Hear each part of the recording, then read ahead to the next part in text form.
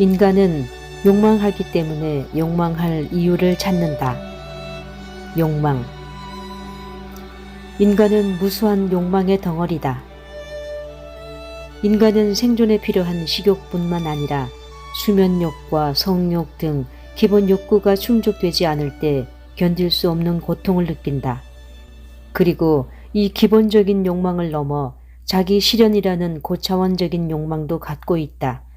쇼펜하우어는 인간의 이런 욕망이 신체와 분리될 수 없다고 했다.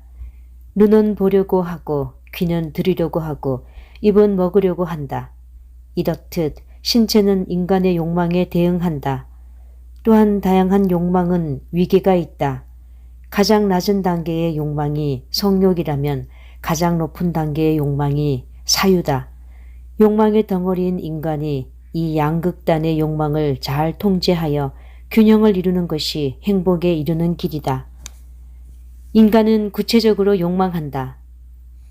쇼펜하우어는 세계의 본질이 삶의 의지이며 인간은 신체 내부적으로 그 의지를 알게 된다고 했다. 신체는 인간의 보이지 않는 욕망을 가장 객관적으로 드러낸다.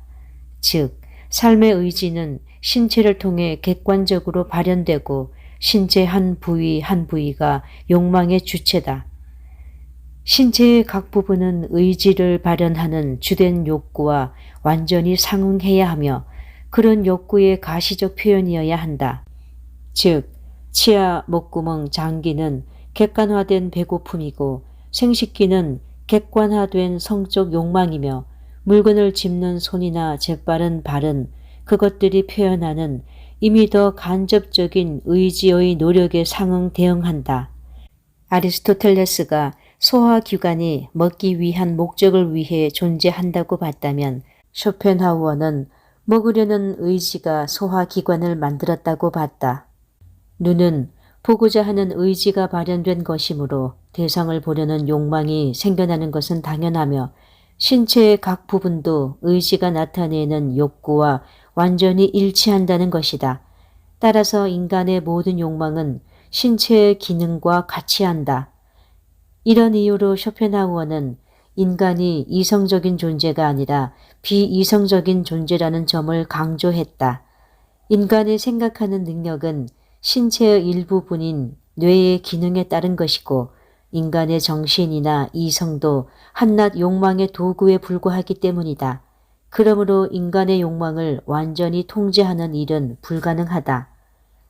욕망은 아무런 이유 없이 생각과 무관하게 생겨나는 경우가 많다. 욕망의 작용이 지성의 작용보다 먼저 일어나서다. 우리가 배고픔을 느끼는 이유는 맛있는 음식을 받기 때문이 아니다. 먼저 배고픔을 느끼고 그 상태와 느낌을 충족할 대상을 찾는 것이다. 이렇듯 욕망은 외부 대상에 의해 결정되는 것이 아니다. 우리의 생각과 관계없이 통제할 수 없는 욕망이 끊임없이 생겨나는 것은 자연스러운 일이다. 쇼펜하우어는 욕망과 지성의 관계에 대해 그 당시 헤겔 같은 관념론자들이 인간의 본질을 이성, 정신, 의식으로 규정한 것을 오류라며 비판했다. 대신 의식의 내면에는 무의식적 의지, 집요한 생명력, 욕구의 의지가 우세하게 작용한다고 주장했다. 비유하자면 절름발이 이성을 어깨에 메고 가는 힘센 장님, 의지처럼 의지는 욕구할 이유를 찾아서 욕구하는 것이 아니다. 욕구하기 때문에 욕구할 대상을 찾는다. 욕망이 합리적으로 좋고 나쁨을 선택하는 생각에 앞서 있기 때문에 인간은 자유롭게 선택할 수 없다. 본능이 지성보다 훨씬 우월하기 때문이다. 인간의 욕망이 신체적이라는 점은 죽을 때까지 생존을 위한 욕망을 충족해야 행복할 수 있다는 사실을 말해준다. 욕망에는 선악이 없다. 철학자 에피쿠로스는 인간의 욕구를 세 가지로 나눴다. 첫 번째, 자연스럽고 꼭 필요한 욕구. 먹을 것과 입을 것에 대한 욕구다. 충족하기 쉽지만 충족되지 않으면 고통을 야기한다. 두 번째, 자연스럽기는 하지만 꼭 필요하지는 않은 욕구. 성적 충족의 욕구다. 이 욕구는 첫 번째 욕구보다 충족하기가 좀 더 힘들다. 세 번째, 자연스럽지도 않고 꼭 필요하지도 않은 욕구. 사치, 호사, 부귀영화에 대한 욕구다. 이 욕구는 끝이 없고 충족하기도 어렵다. 진화론에 따르면 인간의 욕망은 환경에 따라 바뀌었다. 동시에 인간은 구석기 시대부터 살아남기 위한 정보를 몸에 남겨두었다. 먹고 마시고자 하는 인간의 욕망은 선하지도 악하지도 않다. 비만은 건강에 좋지 않다는 것은 생각이고 이와 별개로 지방은 생존을 위해서 반드시 필요하다. 인간이 생존을 위협하는 추위와 배고픔을 극복하는 방법은 지방을 몸에 축적하는 것이었다. 또한 인간의 이성은 환경과 피드백을 하며 만들어졌다. 그래서 많은 기억과 상처가 인간의 DNA에 기록돼 있다. 뇌도 생존하기 위해 환경에 따라 발전했다. 즉, 지능은 생존 도구로서 발전해온 것이다.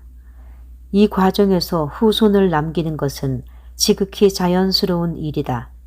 진화 생물학자 리처드 도킨스의 저서 이기적 유전자에 따르면 자신의 DNA를 이 세상에 남기는 행위는 인간의 가장 큰 열망이다. 이런 최근의 이론과 비교할 때 쇼펜하우어의 욕망의 철학은 설득력이 있어 보인다. 인간의 욕망과 지능은 생존을 위해 끊임없이 업데이트해 온 것이다. 그렇다면 우리는 죽을 때까지 욕망의 굴레에서 벗어날 수 없다. 우리는 실제로 기본적인 욕구를 충족하기 위해 노력하면서 살고 있다. 직장에서 돈을 벌고 친구를 만나고 투자를 하는 이유도 기본적인 욕구를 채우기 위함이다. 이 욕망이 충족되지 않으면 자연스럽게 고통을 느끼는데 이것이 바로 인간의 행복과 불행을 결정한다. 우리는 신체의 각 부분에 맞는 욕망이 적절히 충족됐을 때 만족할 수 있다. 죽음을 통해 신체를 완전히 떠날 때까지 우리는 의욕과 결핍의 고리에서 벗어날 수 없다는 사실을 알아야 한다. 인간의 욕망은 신체를 통해 삶에 대한 의지로 나타난다. 우리는 신체를 통해 삶의 의지를 내부적으로 느낀다. 진화론과의 차이점이라면 쇼펜하우어는 인간의 욕망을 잘 다스려야 행복해진다는 입장이다. 특히 인간의 성욕을 지성으로 잘 제어할 때 맹목적인 삶의 의지에 휘둘리는 일이 없다고 한다. 의지의 외적인 자극에서 자유로워야만 행복해질 수 있기 때문이다. 욕망을 자각하지 않으면 고통이 꼬리에 꼬리를 물고 일어날 것이다.